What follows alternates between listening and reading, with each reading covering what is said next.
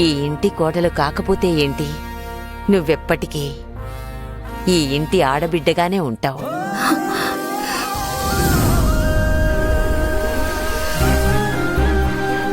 Yes, I agree అమ్మమ్మ. మిమ్మల్నందర్నీ నేను అంత సులభంగా వదులుకోలేను. అప్పుడప్పుడు వచ్చి మిమ్మల్ని చూసి వెళ్తుంటాను. ఖచ్చితంగా అమ్మా, నువ్వు మా ఇంటికి రావడం మా అందరికీ సంతోషమే. వసంతి, దీనివల్ల మన కుటుంబాల మధ్య ఉన్న స్నేహం పాడవుదు కదా. నిజమే, ఇదొక బ్యాడ్ టైం అనుకుందాం.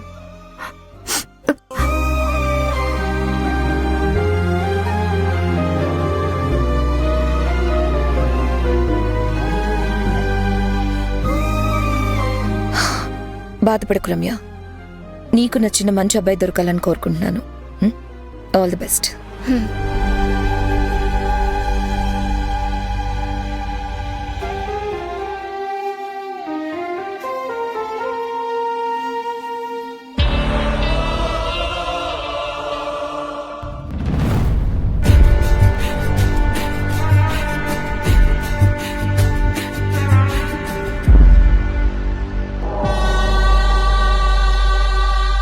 మిథిలా, నువ్వు సిక్సర్ కొడదామనుకున్నావు, కానీ అత్తయ్య స్పిన్ వేసి వికెట్ తీసేశారు. ఇప్పటికైనా ఓడిపోయానని ఒప్పుకుంటావా?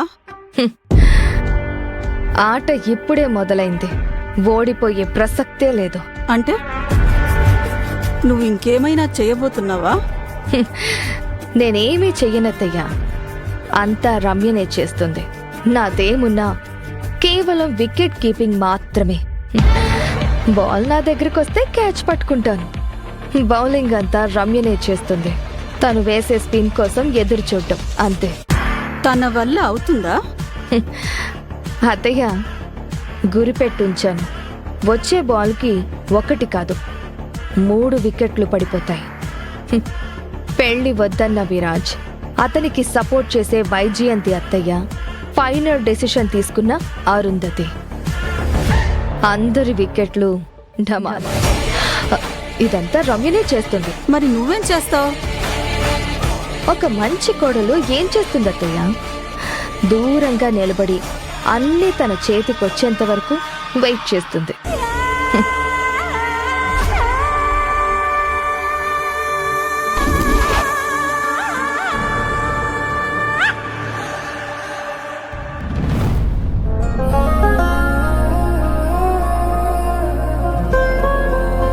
రమ్య ఫ్రెండ్ అవి, నేను తనని డిసప్పాయింట్ చేశాను. నా వైపు నుండే తప్పు జరిగింది. అలాంటప్పుడు నేనే స్వయంగా వెళ్ళి సారీ చెప్పడమే కరెక్ట్. అలా అని తను పిలవగానే మీట్ అవడానికి వెళ్తావా? ఎందుకని అడగాల్సింది కదా. ఫస్ట్ ఆఫ్ ఆల్ నేనే తనని మీట్ అవ్వాలి. తనతో కూర్చొని క్లారిఫై చేయాల్సింది చాలా ఉంది. ఏం చేయకుండా తను పిలిచినప్పుడు కూడా రానని ఎలా చెప్పగలను? అయినా కూడా విరాజ్, ఈ మధ్య నీకు మిస్ ముఖర్తో నీ ప్రేమ మొదలైంది. ఇలాంటి టైంలో రమ్యను కలిసి నీ మనసును మళ్ళీ కన్ఫ్యూజన్ లో పడేసుకుంటే ఎలా? గమ్యం లేనివాడికి అయోమయం ఉంటుంది. కానీ నాకు మిస్ ముఖర్నే నా భార్య అవుతుందనే క్లారిటీ నాకుంది. ఏది ఏమైనా, ఎవరు ఏమనుకున్నా నా నిర్ణయం మారదు. రమ్య ఇప్పటికే బాధలో ఉంది విరాజ్. ఏడ్చి గోల చేస్తే నువ్వు మళ్ళీ గిల్టీగా ఫీల్ అవుతావు. తన మనసు అంతలా బాధ పెట్టేనవి. బాధపడకుండా ఎలా ఉంటుంది? ఒక ఫ్రెండ్గా నేను తన కన్నీళ్లు తుడిచి క్షమించమని అడగాలి. అంతేకాని కన్నీళ్లకు భయపడి దూరం అవ్వకూడదు. నువ్వు చెప్పేది కూడా నిజమే. నీ మాటల వల్ల రమ్యకి మనసంత దొరికితే అదే చాలు. సరే అభి, నేను తర్వాత మాట్లాడతాను. Okay, bye.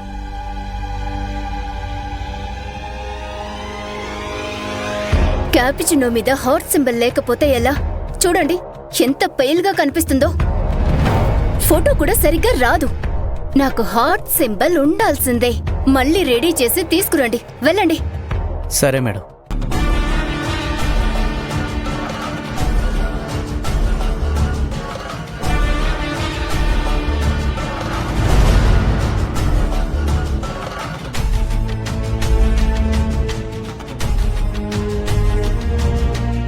హే విరాజ్, అక్కడెందుకు నిలబడ్డావు? రా.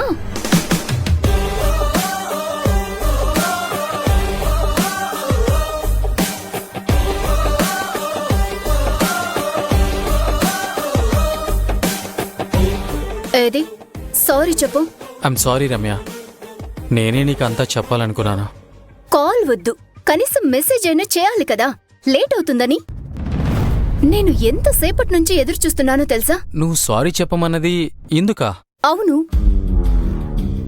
మరి నువ్వెందుకు అనుకున్నావు? అంటే అది ఎందుకు తడబడుతున్నావు? నాతో మాట్లాడడానికి కూడా ఇబ్బంది పడుతున్నావా నువ్వు? అలా కాదు రమ్య, నేను ఆల్రెడీ నీ మనసు బాధ పెట్టాను. అది తెలిసి కూడా మళ్ళీ మళ్ళీ అదే విషయం మాట్లాడి నిన్ను బాధ పెట్టాలా అని ఆలోచిస్తున్నా. నువ్వు నన్ను బాధ పెట్టావా? ఏ విషయంలో? నేను నీతో పెళ్లికొద్దన్నానని బాధపడి ఇలా మాట్లాడుతున్నావా? I'm really sorry Ramya. నీ సారీ నాకొద్దు, నేను దాన్ని యాక్సెప్ట్ కూడా చేయను. సారీ అడగడం తప్ప ఇంకేం చేయగలను చెప్పు? నన్ను పెళ్లి చేసుకో.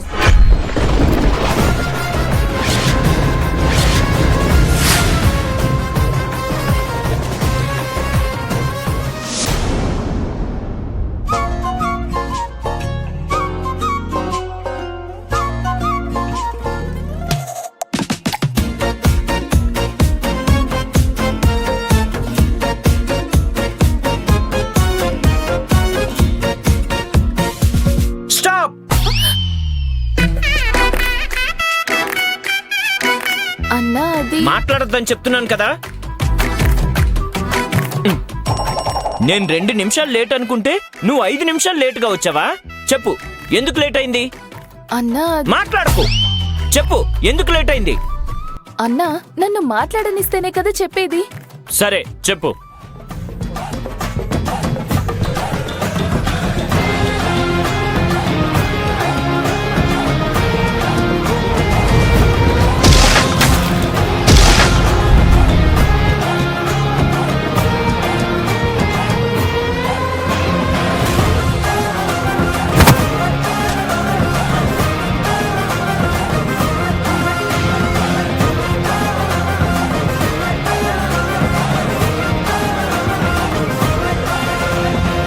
అవునా, ఇంత జరిగిందా?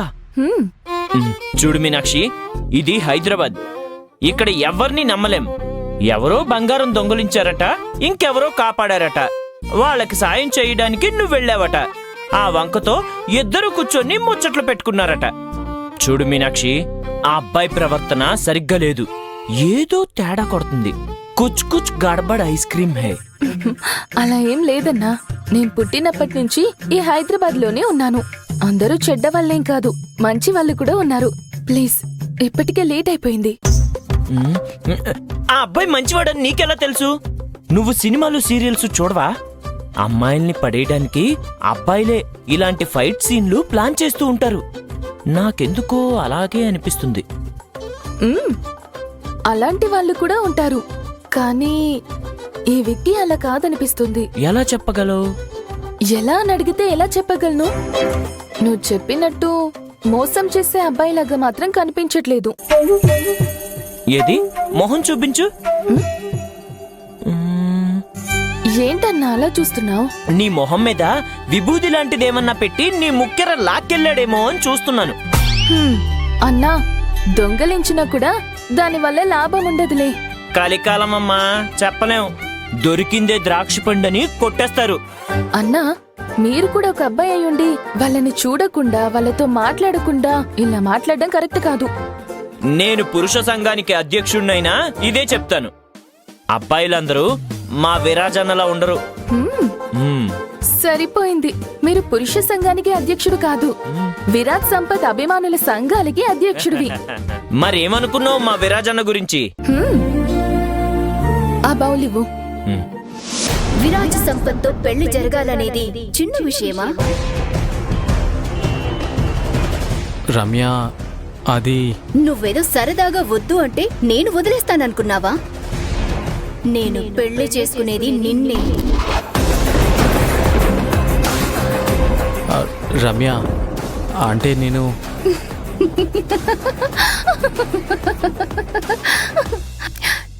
నీ మొహం చూడు ఎలా అయిందో. ఏంటి నువ్వు పెళ్లి చేసుకోనంటే నేను లేడీ దేవదాసుని అయిపోతాననుకున్నావా?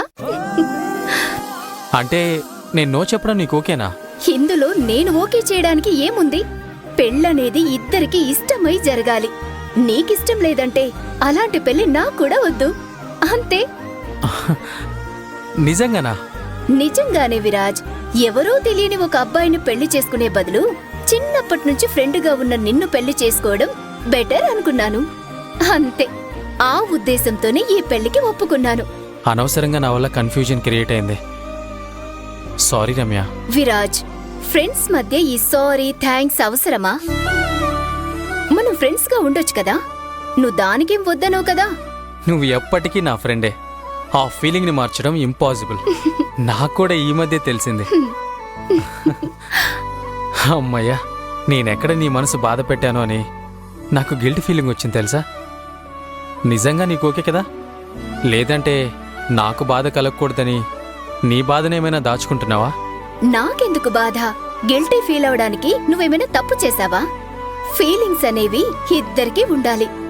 లేని భావాలు నటిస్తూ బ్రతకడంలో అర్థముందా చెప్పు? ఎగ్జాక్ట్లీ, నాకు అదే అనిపించింది. అనిపించిందే చెప్పావు, అంతే చాలు. పాతవన్నీ వదిలే. అయితే నీకేం బాధ లేదు కదా? అబ్బా, ఎన్నిసార్లు అడుగుతావు? ఇంకొక్కసారి అడిగావంటే ఒక్కటే పంచిస్తాను. చూడు చూడు, చూసావా? కొట్టడానికి కూడా దొరకవు నువ్వు. నేను పెళ్లి చేసుకునేవాడు ఇలా ఉంటే అస్సలు నాకు నచ్చదు. నువ్వొద్దన్నదే మంచిది. అమ్మయ్యా, నేను బతికిపోయాను. నీ చేతిలో తన్నులు తినేంత ఎనర్జీ నాకు లేదమ్మా. చూడ్డానికి నవ్వుతున్నావు గాని మనసులో గిల్టీ ఫీలింగ్ ఉందనుకుంటా. లేదు, నేను నార్మల్గానే ఉన్నాను. అబద్ధం చెప్పొద్దు విరాజ్. నేను కొట్టడానికి వస్తున్నప్పుడల్లా నువ్వు నా జుట్టు లాగేవాడివి. ఈ రోజు మర్చిపోయావు. హలో ఆ, విరాజ్, నేను ఆర్డర్ చేయలేదే. నేను చేశాను. నీ టేస్ట్ నాకు తెలీదా? అందుకే నువ్వు నా బెస్ట్ ఫ్రెండ్.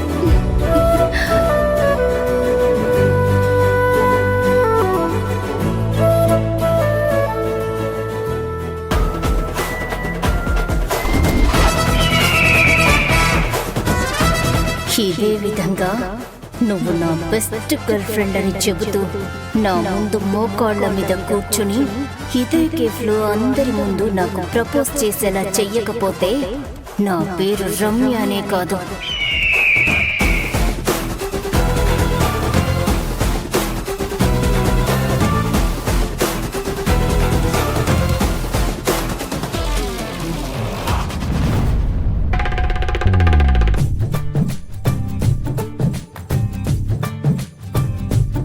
ఏవండి, నేను వచ్చేస్తున్నాను.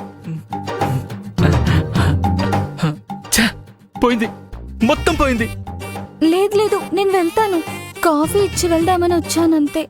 పుష్ప, నేను నీకు చెప్పలేదు. రా రా.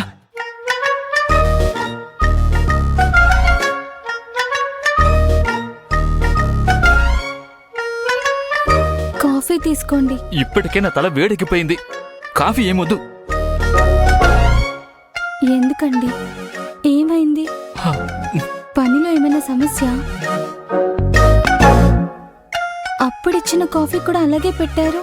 ఏమని చెప్పాలి? ఈ ట్రంప్ చేసేది ఒకటా రెండా? ట్రంకా? పెట్టి కిందే పెట్టాను. కాలికి తగిలిందా? పుష్ప, బట్టలు పెట్టే ట్రంక్ పెట్టే కాదు, అమెరికా అధ్యక్షుడు ట్రంప్. అమెరికా అధ్యక్షుడా? ఆయన మీ మీటింగ్కి వస్తారా? ఆయన వల్లనే నా పనంతా అటు ఇటు పోయింది. ఒకటి సరిగ్గా చేయడు, ఏదో ఒకటి చెప్తాడు. ఇక్కడ పెట్టిన డబ్బంతా లాస్ అయిపోతుంది. తన వల్ల సమస్య వస్తుంటే వేరే వాళ్ళకి చెప్పి చూడండి. మీరు ఒక్కరే అంత తల మీద వేసుకొని కష్టపడకండి. నేనెలా చెప్పేది? చైనా వాళ్లకు, పాకిస్తాన్ వాళ్లకు, శ్రీలంక వాళ్లకు అందరికీ తెలుసు. ఎవరు ఏం చేయలేకపోతున్నారు. అంత పెద్ద వ్యక్తి ఆయన. అవును, చూడు ఆయన వల్ల ఎంత మారిపోయిందో. ఇదేంటండి? ఆకుపచ్చ ఎరుపు రంగు పెయింట్ వేసిన గీతలున్నాయి. ఇది పెయింట్ కాదు పుష్ప, మనీ ప్లాంట్. డబ్బులు కాసే చెట్టే అనుకో. ఇది పెరిగితే డబ్బు వస్తుంది, రంగు మారితే నేను పెట్టిన డబ్బంతా 3 రెట్లు ఎక్కువ అవుతుంది. అవునా? అవును పుష్ప, కానీ ఇప్పుడు ఏం పెరగలేదు. రంగు మారితే పరిస్థితి మారుతుంది.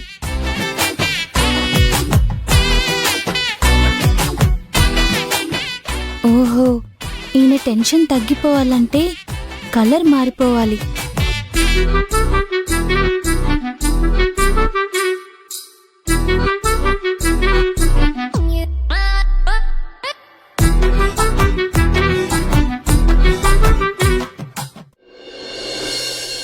రే దత్తు, ఇంకోసారి ఆలోచించురా. ఇదంతా అవసరమారా నీకు? మనం పబ్లో పనిచేయడం వద్దు, అక్క తిడుతుంది అన్నావు. సరే అని ఐస్ క్రీమ్ పార్లర్లో జాయిన్ అయ్యాను. ఇప్పుడు ఇది కూడా వద్దనకరా. అక్క తిడతానని చెప్పింది పబ్బుల్లోనో పార్లర్లోనో పని చేయడం గురించి కాదురా, చదువుకునే వయసులో పని చేయకూడదని. అక్కకు తెలిస్తేనే కదా తిట్టడానికి. స్పెషల్ క్లాస్ అని చెప్పి ఇంట్లో నేను మేనేజ్ చేస్తాను. మరి చదువుకోవడం ఎప్పుడు చదువుకుంటావు? రాత్రి 8 గంటల నుండి ఉదయం 8 గంటల వరకు టైం ఉంది కదా. ఆ 12 గంటల సమయం ఆ దేవుడు నా కోసమే ఇచ్చాడు. అప్పుడు చదువుకుంటాను. నీ టైం టేబుల్లో నిద్రకి చోటుందా? ఇన్నేళ్లుగా రాత్రి పగలనకుండా నిద్ర లేకుండా అక్క కష్టపడి నన్ను చదివిచ్చింది. ఇప్పుడు నేను కాస్త నిద్ర మానేస్తే ఏమవుతుంది చెప్పు? అక్క కాస్త హెల్ప్ అవుతుంది కదా. ఇది అక్కకి తెలిస్తే ఏమవుతుందో ఆలోచించావా? ఇంకా ఎగ్జామ్స్ టైంలో. నువ్వు పదే పదే చెప్పి ఎందుకు భయపడుతున్నావు? ఒకవేళ అక్కకు తెలిస్తే?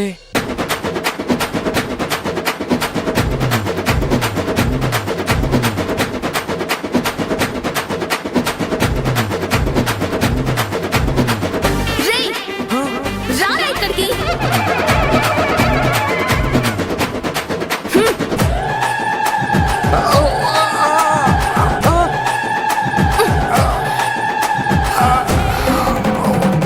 వదిలక్క, అక్క వదిలక్క, అక్క. నాకే తెలియకుండా పనికెళ్తావా? వదిలక్క. అమ్మో అమ్మో, తను మీనాక్షి అవ్వదు, కనకదుర్గమ్మ అవుతుంది. మరి అబద్ధం చెప్పడం అంటే అంత ఈజీ అనుకుంటున్నావా? నాకు ఇది తప్ప వేరే దారి లేదు మను. దారి ఉంది దత్తు. 2 years అయిపోతే ఇంజనీరింగ్ కంప్లీట్ అవుతుంది. ఆ తర్వాత జాబ్ చెయ్యి. ఈలోపు మా అన్న విశ్వాస్ ఉన్నాడు కదా, అతని అప్పులు ఆకాశాన్ని దాటుతాయి. అక్కొకతే ఎంతని తీరుస్తుంది? ఆ అన్న అప్పులు చేయడం మానడు, ఈ అక్క అప్పులు తీర్చడం మానదు. అది కాదు దత్తు. ఇంకేం చెప్పకు, ఆల్రెడీ టైం అవుతుంది. పద పద పద పద పద. ఆయన కాఫీ ఇచ్చినా కూడా తలనొప్పి తగ్గనంత టెన్షన్ ఉంది. పాపం, కాఫీ కూడా సరిగ్గా తాగలేదు. ఏమైంది పుష్ప? అత్తయ్య, ఆయనకేదో టెన్షన్ ఉందంట, కాఫీ కూడా సరిగా తాగట్లేదు. అలాగని తిండి నిద్ర మానేస్తే ఎలా అవుతుంది? నేను కూడా ఆయనకి ఏదైనా సహాయం చేయగలిగితే బాగుండేది అత్తయ్య. ఆయన ఒక్కరే అంత కష్టపడుతుంటే నేనేం చేయలేకపోతున్నానని చాలా బాధగా ఉంది నాకు.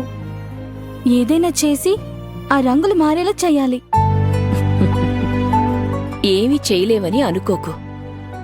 ఏ పనికైనా ఆ దేవుడి సహకారం ఉంటే అంతా మంచి జరుగుతుంది. ఆయన్నే అడుగు. కడుపుతో ఉన్నవాళ్లు కోరుకుంటే ఆ దేవుడు కూడా కాదనకుండా కరుణిస్తాడు. అవునా?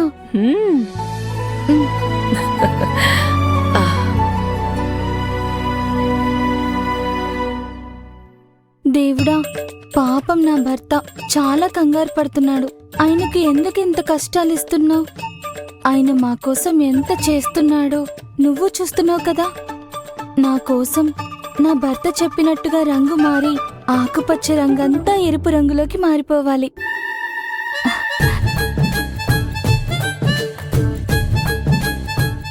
అత్తయ్య, నువ్వంతగా కోరుకుంటూ ఉంటే ఆ దేవుడు కాదంటాడా పుష్ప? ఖచ్చితంగా నీ కోరికని నెరవేరుస్తాడు. వేడిగా ఏది వద్దన్నాడు కదా. ఈ చల్లని మజ్జిగివ్వు. మజ్జిగ తాగితే వాడి మనసు కూడా కుదుట పడుతుంది. సరే అత్తయ్య. వెళ్ళు. ఛే! ఇక్కడ ఏం జరుగుతోంది? రంగు మారిందా అండి? అంతా రెడ్ కలర్ లోకి మారుతుంది. ఏం జరుగుతుందో అస్సలు అర్థం కావట్లేదు. మారిందా? నాకు తెలుసండి ఇలాగే జరుగుతుందని. దేవుడా, నీకిక్కడి నుండి 101 నమస్కారం. ఏం మాట్లాడుతున్నావు పుష్ప? అవునండి, అంతా దేవుడి దయ. మీరిలా ఇబ్బంది పడ్డం చూడలేక నేను ఆ దేవుని కోరుకున్నాను. ఏమని? రంగు మారి ఆకుపచ్చగా ఉన్నదంతా ఎర్రగా అయిపోవాలని. ఏంటి? చూస్తూ ఉండండి, రంగు మారుతుంది. అంత ఎర్రగా మారి మీ డబ్బు 3 రెట్లు కాదు 10 రెట్లు అవుతుంది. నేనిప్పుడే వెళ్ళి ఆ దేవుడికి ఇంకొక దీపం పెడతాను.